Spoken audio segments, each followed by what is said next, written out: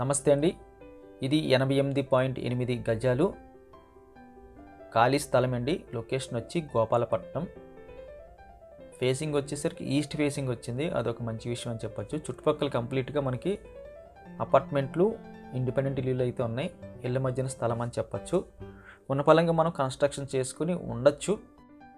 ధర విషయానికి వస్తే ఇది 25 లక్షలు చెప్పడం జరుగుతుందండి. రెసిడెన్షియల్ ప్లాట్ అని చెప్పొచ్చు. ఖాళీ స్థలము గోపాలపట్నం ఏరియాలో ఒక 100 గజాల లోపు ఖాళీ స్థలము 25 లక్షలు.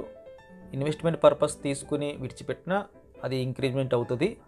లేదు మనం ఉన్న పలంగా రెసిడెన్సీ మనం అక్కడ ప్లాన్ చేసుకున్న చక్కగా కూడా మనకి రిజిస్ట్రేషన్ అవుతుంది, లోన్ వస్తుంది.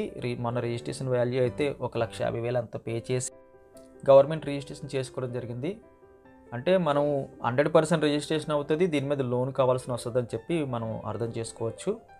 ఈ రెసిడెన్షియల్ ప్లేస్ కావాల్సిన వాళ్ళు స్క్రీన్ మీద కనిపిస్తున్న నెంబర్కి కాల్ చేయండి.